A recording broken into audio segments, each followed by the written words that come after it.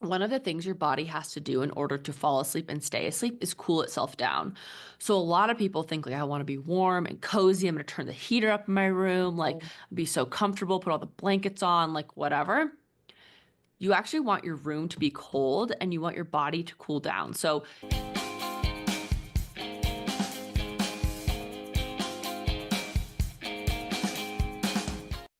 hello and welcome back to the Wellbeing. My name is Madison, My name is Rachel. and today we are talking about sleep. We are talking, yes, about sleep and bedtime routines. We Yes. had a beautiful pod with a beautiful guest on morning routines on our sunrise alarm clock. And Please go so, back and listen to that. It is literally one of my favorite episodes. yes, I'm trying to stop this dog fight with my tripod. It's kind of hurting. Um, They're not fighting, they're just playing. uh, Um, dogs. Yes. I Anyway. feel like the morning routine podcast is so great because we do talk a lot about like having a night routine so you can be most successful in the morning. But let's talk about like how to have a routine at night so you can be like what that routine can slash should look like and what things that could be beneficial to add in, even if it's not every single day, kind of things like that. Right. Finding a balance that works best for you. I Mm-hmm. also did look up research just on like having a bedtime routine. It doesn't really matter. I mean, obviously it matters a little bit what it is, but just the fact of having a regular bedtime routine where you do something normal every single night to prep your mind, body, soul, all the things for falling asleep. That in general is just associated with better sleep outcomes, um, and shorter sleep onset latency. So basically, being able to fall asleep, like when you lay your head down to sleep. This sounds like a No, it's like a lullaby. yes. When you lay your head down to sleep, like Mm-hmm. how quickly you fall asleep. So Yeah. that there's a window of normal with that, and you don't want it to necessarily be too quick because sometimes that means like you're way overtired, but you don't want it to be too long where you're just laying there forever. But Totally. a bedtime routine can lead to falling asleep quicker, increased sleep duration, and also really helpful in children as well, in Mm-hmm. kids. Totally. Yep. Totally. I think that's such a good point to make. Um, when it comes to having a bedtime routine, if you're sitting here right now being like, I don't have a bedtime routine at all, you do. It's just like how everyone has a morning routine. Whether or not you know it and whether or not you like it are two very different things. But you definitely have a nighttime routine. And most people's looks something like this. You have dinner, you sit on the couch, you turn on the TV, you scroll your phone while you watch TV, and then you go in bed, scroll your phone for longer, return some text, maybe check your email, and then go to sleep. I'm here to say that that's probably not the best idea. Yeah. And if you can change even like one or a few of those things, do it slow. Don't like overhaul your whole life overnight. That's never the point. But that is one of the most negative things, because excess smartphone screen time does have a negative effect on sleep. Yes. Adverse sleep outcomes, reduced sleep Mm-hmm. duration, poor sleep quality, increased sleep latency. So like time to fall asleep again. Mm-hmm. Yeah. And yeah, associated directly with smartphones, tablets, the things that you like scroll in bed. And like those things, Mm-hmm. I mean, when you're scrolling too, like you're on probably like a social zap that's like a constant hit. I don't know. Have you ever read The Brain Yeah. or the book No, but I Scarcity know what you're talking Brain? about. I know Yeah, what you're yeah. talking about Where it's though. like just a Mm-hmm. constant like hit after hit after hit. It's like in this book he Dopamine. talks Yeah. about exactly. He talks about Mm-hmm. gambling and like slot Yes. machines, and it's like that where you just like constantly want another. And Another one, that is another one, another how one. social media and like marketing has set this all up for our brains so that it's completely addictive. So if you are Yes. addicted, it's not your fault, but It's not your fault. TikTok yeah. is set up like a gambling machine. So is Temu. I have some friends who are addicted to Temu, which is like Amazon on crack. It is like have only seen it on her phone. I refuse to go on it. It's like cheaper than Amazon. And she will order stuff that I am like, girl, you do not need this. And she's like, yeah, but it was cheap on Temu. And I'm like, oh my God. But it's set up like a gambling website, and so you get so much dopamine from buying stuff. It's like the highest high. It's gonna surpass Amazon really fast. Really? It's already making like almost as much revenue.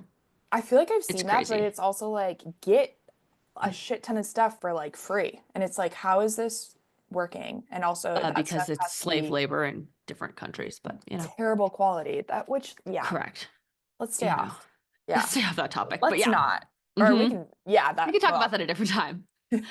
Um, Let's stay off Timu. yeah. Anyway, yeah, let's stay Anyways. off that.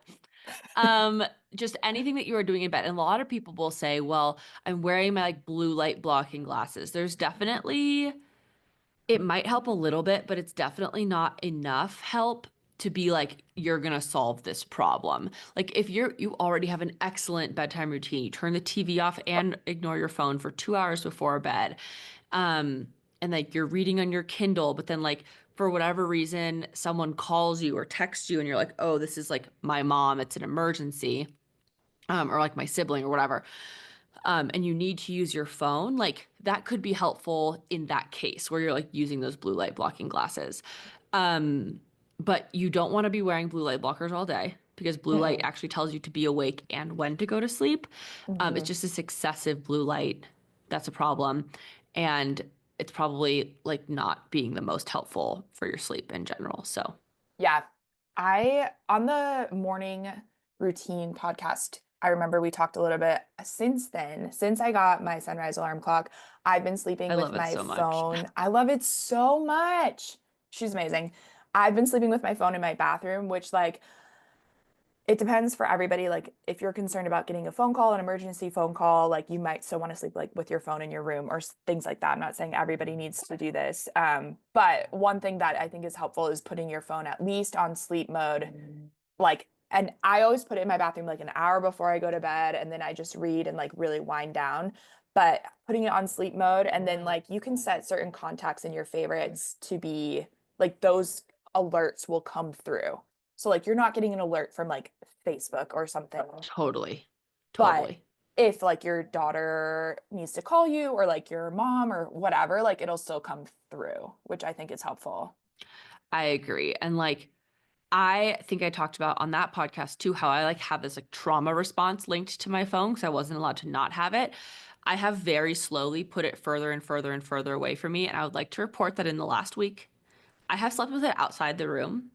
I feel 100. I love it. That's And then when I wake amazing. up, it's not the first thing I reach for. Like, if I want to like sleep in a little bit extra, sometimes D goes to the gym earlier than I do. And so I'm like, oh, I just want to like go back to sleep and I'll like reset my alarm, whatever. It's amazing. 10 out of 10. I love Sleep with that. your phone outside your room. As someone who is literally like trauma bonded to their phone, I please love that. And I also take it think out of your room. it helps so much waking up and not like looking at all these notifications Oh or my God, like, yeah. It's the yeah, biggest cortisol burst of all time. it's really actually quite stressful. It Yeah. is. Like I feel like 100% is. I've done that and like I'll look at from the data from my Aura ring and like I'll have a Uh-huh. spike immediately in the morning from just like whenever Oh, I look at my stress. Yeah. phone, it just like spikes because I don't know. It's stressful Yeah, it is stressful. for sure. All right. Anyways, Instead of this, we can move on to things that will help support your sleep routine. And the first one I want to talk about, which is so interesting, is sauna. Sauna has a lot of amazing benefits, like many, but it does show that doing a sauna, it doesn't have to be, I think there's a lot of people who think you have to go to the sauna for like 45 minutes, hour and a half. It's just at not like true. 220 Yeah. degrees Fahrenheit, you do not. I just want to No, say you that. don't. Like No. 20 minutes, 15 minutes at a time, a couple Hmm. days a week is Hmm. just as beneficial. And it does show to be beneficial for sleep. Hmm. The physiology of sleep is fascinating, and we do not have time to like talk about all of that today. But one of the things your body has to do in order to fall asleep and stay asleep is cool itself down. So a lot of people think like I want to be warm and cozy. I'm going to turn the heater up in my room, like be so comfortable, put all the blankets on, like whatever. You actually want your room to be cold and you want your body to cool down. So if you sauna near bed, your body's going to heat up really hot and then it's going to forcibly have to cool itself back down. And if you sleep around that kind of similar time too, if you've ever been in a sauna, it takes a while to cool back down. It's not just immediate, it's not in 20 minutes. Like it takes an hour or so if you've kind of been in there for a decent amount of time. Um, and so as you're cooling yourself down, and then if you go to sleep like at the similar slash the same time, in those cases, it can help you fall asleep and stay asleep a little bit better, Yeah, which is cool. definitely. Yes, Mhm. it's so cool. I love that touch on like temperature range too, and we can get into that after the sauna, Mhm. because there's some research on that as well. But Joe and I recently got a sauna like three So months jealous. ago. Yes, it's amazing. And one thing, and we both, I would say both of us, Mad, like sleep pretty well, but we're also really intentional about trying to sleep well. Totally. One thing I noticed with the sauna is how well I sleep throughout the entire night. Like I feel like I stay asleep and I like hit my REM cycle, which this is all stuff I see on my Aura brain data. That's why I know this. But yeah, I do feel like regular sauna too, like the consistency of it, like 3 to 4 times a Mhm. week, just like carries over into your sleep really nicely. And Mhm. one of my like best friends, she cannot sleep at all. She's like, no Oh offense to her, no. she's terrible at sleeping and she always has been. And she'll willingly admit that. Mhm. But she came over and saunaed with us like a couple weeks ago and she said she like passed out so hard that night and it was amazing for her sleep quality. So yeah, Love just something that. to consider. Obviously, like just doing something once is like it's still great for you, but it's the consistency of doing something that really like has the biggest impact too. Absolutely. And that's the other thing that you see in the research is like you don't have to do it every single day in order to make it effective for you. You don't have to do it. You can do it a couple of times a week or something like that, and you will see a higher impact, a high impact on your sleep quality, which is really cool.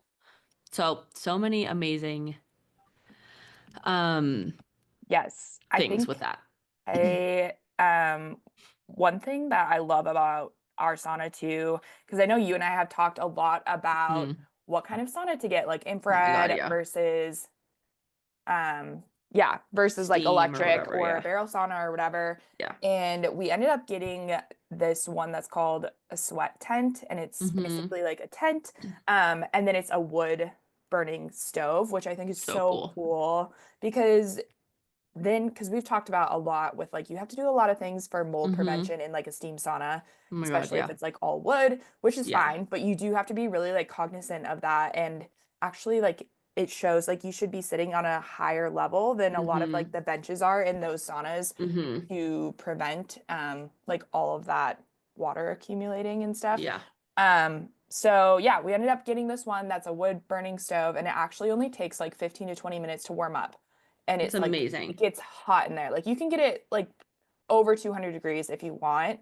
Oh my God. Yeah, I'm more of like a 180 person. Like that feels Mm-hmm. great to me. I don't need to like be Yeah, no, me dying. either. But yeah, that's the one that we got and I really love it so far. So, Yay.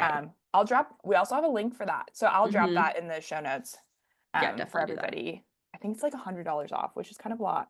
That is a lot. Yeah. Yeah. I'm gonna have to get one of those one of these days. Yeah, one of these days. One of these days. Okay, back to the sleep temperature. Research indicates that optimal bedroom temperature is between 68 and 75. I would say 75 is hot. Hot.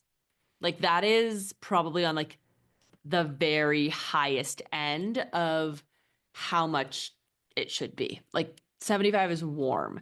Yeah. Um, And that might be like older adults that get like really really cold, cold. or even like Yeah. kids maybe that don't Mm-hmm. thermoregulate as much. So, but yeah, Yeah. we would cook if we slept at 75. Correct. Yeah, Yeah. like 68, even low. Like sometimes I do even lower is great. I know it feels 65. crappy to like get in bed and you're freezing. Hmm. Some people I know have like a heated mattress pad or something like that, and they turn it on to get in bed and then immediately turn it off and keep their room really cold. So the bed is warm, but then like they get to still cool down. I love that. I Mm-hmm. know there's all these studies. I think I've mentioned this before, but I'm basically obsessed with like the Danish culture because they are like the healthiest culture, Yeah. like the least amount of Mm-hmm. mental health problems. All of their kids, like they have the lowest risk of SIDS, incidence of Oh my like gosh. SIDS in the Sudden infant entire deaths. Yeah. world. Yeah, Wow. and they just do everything kind of differently and according to their own rules, and I love Mm-hmm. them. But basically, like one of the things that they do is they open their windows at night, like in their kids' Mm-hmm. rooms, in the adults' rooms, and they let all of this cold air get in. And then as soon as they go to bed, they shut it and they like cozy up under a bunch of blankets. I And love that. yeah, and it's I like, leave my windows open all day. do you, I just even in think the that winter, like, do you? yeah, Really?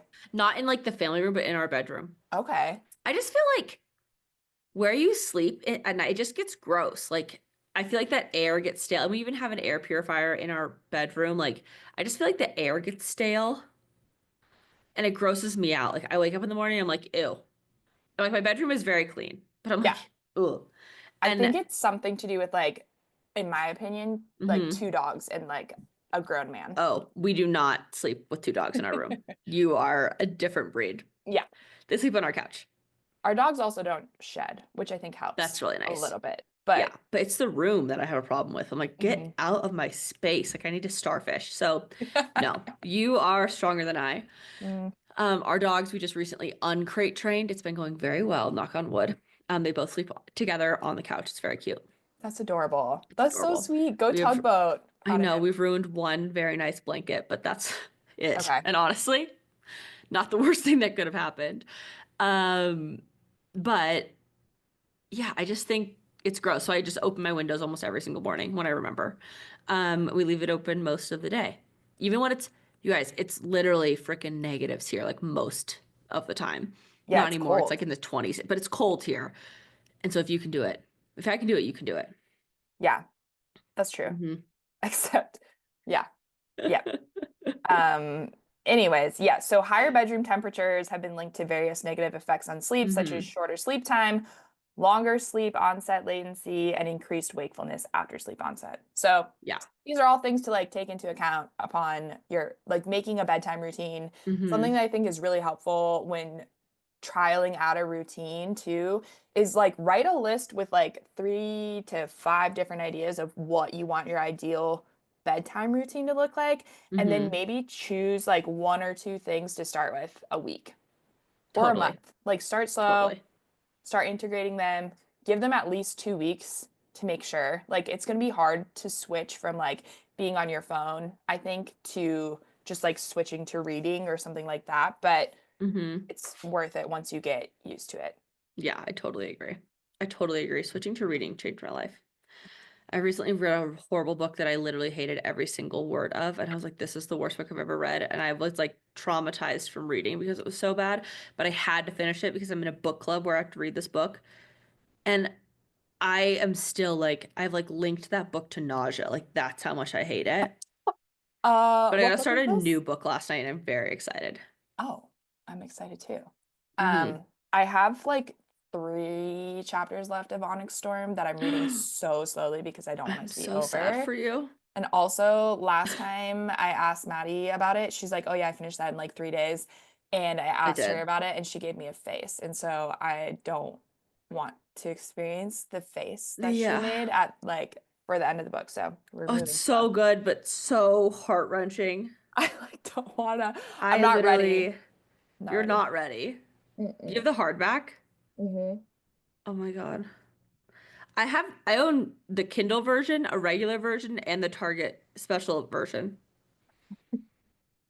I love this so much. We own one book, and Joe and I are reading it at the together not together, but like at the this same is time. this is what happens is that I read like 2 chapters and I fall Uh-huh. asleep immediately, and he doesn't. It Like he stays takes. awake.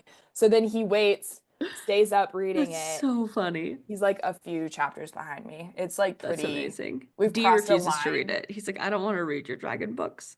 Okay, well, this summer we'll have to talk to him about it. Like, or I'll have I Joe have talk to him tried. about it. My friend who lives in LA, her fiance read it and he was like, "No, dude, like you just got to read it. It's good. He Like liked it. whatever." He Yeah. liked it. Yeah, yeah. Yeah. He's like, "I don't think I would have chosen it for myself, but I did like it." Yeah. He read the first two. I think he's now read Onyx Storm because she finally finished it and they're also sharing a copy. And I was like, just read it. And he's Yeah. like, no, I don't want to read that. He only reads spy thrillers and like historical fiction. Whatever. That feels very Whatever uncool. floats your boat. I guess you're It's reading fine. before bed. I don't really care. It's fine. Yeah, But that's cool. You do you. yeah. Anyways, Um, yeah. the other thing I want to talk about is about nutrition. So Okay. there is a bi-directional relationship between obesity and sleep, which I thought was so interesting.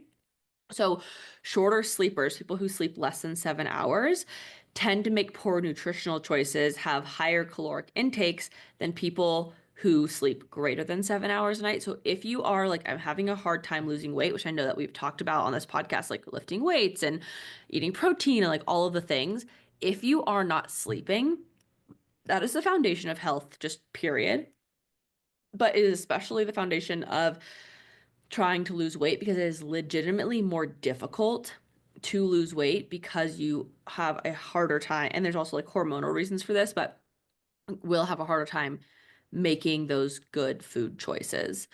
Um, and then they will also consume a less diverse selection of foods with lower protein and lower fiber intake than those who sleep greater than 7 hours.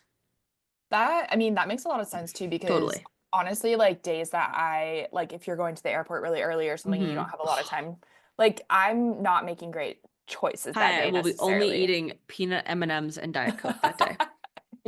Yeah, Mm-hmm. exactly. Like you're just like, I'm a monster at the yeah, airport. you don't have No. energy if you don't Yeah, sleep. Like you don't have energy and you hmm don't wake up feeling good where you're like, ooh, I want to like feel good all day and like feel my body with like something that's gonna totally. make me feel good. So honestly, it's fair. But yeah, that's like such a good place to start. And also like being aware of when you eat at night too, because you hmm do want to eat at least like 2 hours prior to going to Totally. sleep. Um, Totally. because yeah, if you're eating too close to bedtime, it's really going to actually like have some of those really negative effects on your sleep hmm as well for most people. Absolutely. And I think it's interesting. So I have a good friend who gets home from work like 5:30 or 6 after like commute, all the things, then makes dinner by that time at 7. Then she eats dinner at 7:30, 7:45. Then she's like, now I want to like decompress from my day. So she'll like watch TV for an hour, 2 hours, something like that. By that time, it's 9. And I remember I was at her house once and I was like, I'm going to bed at like 8:30.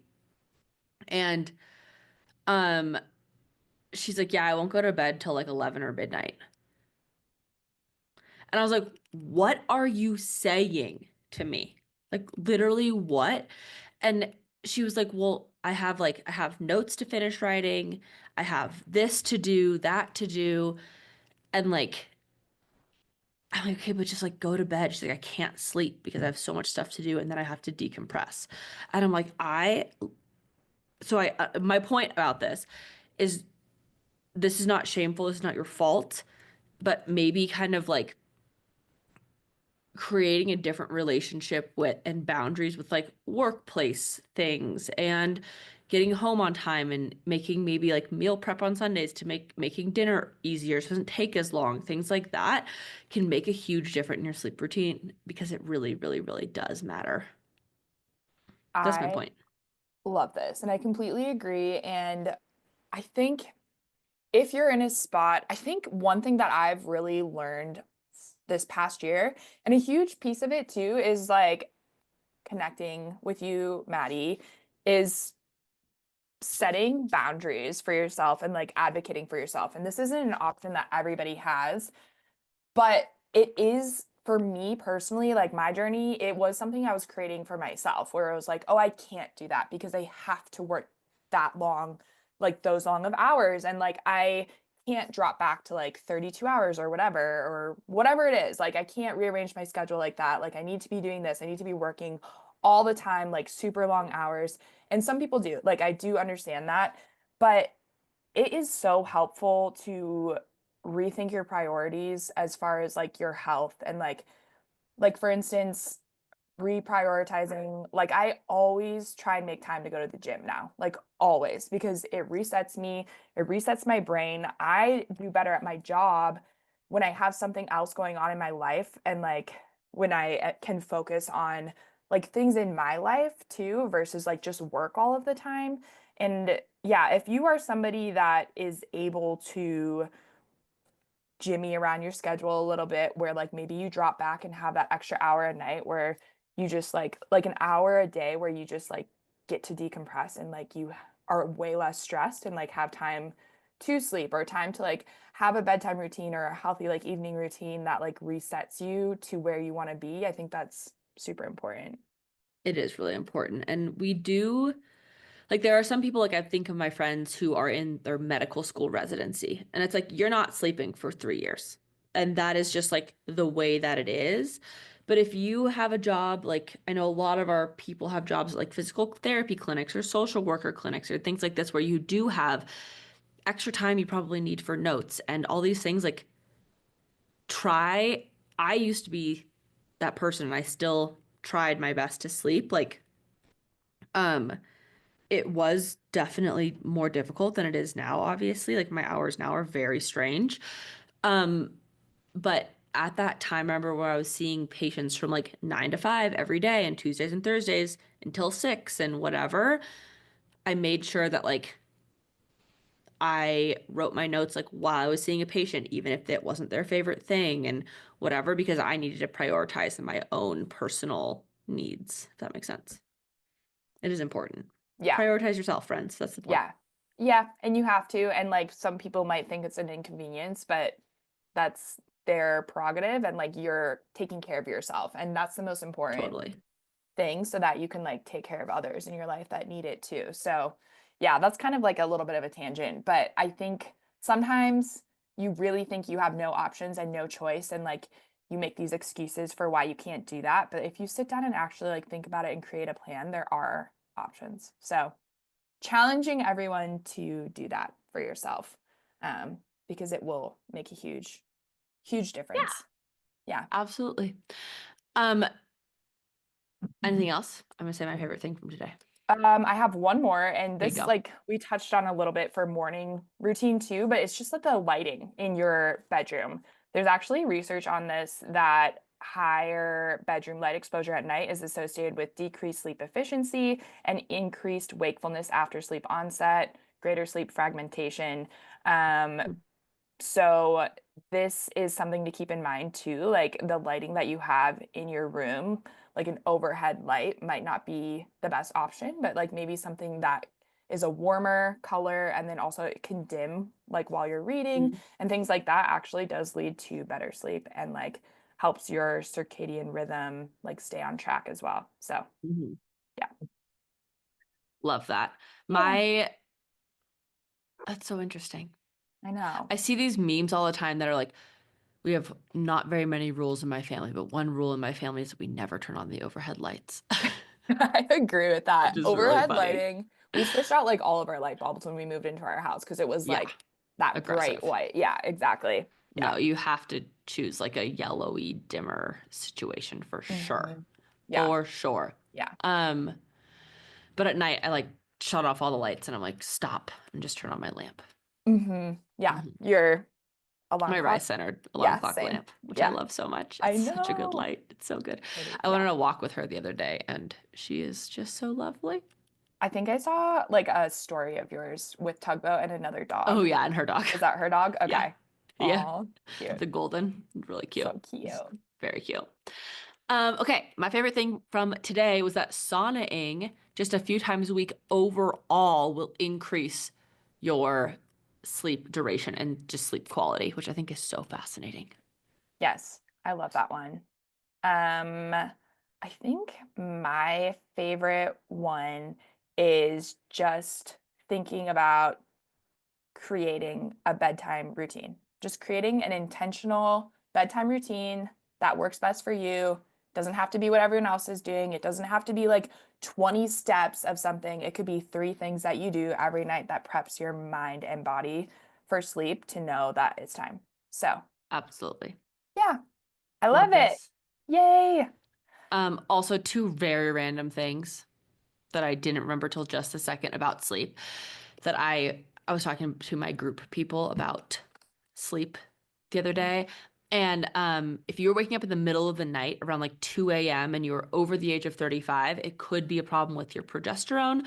And so make sure you are getting your hormones looked at because that can be like perimenopause symptom. And the second one is if it's also happening and you're like, I don't think it's that, it can be your blood sugar like crashing in the middle of the night. Mm, So that's also something to think about. But yeah. that's all I got.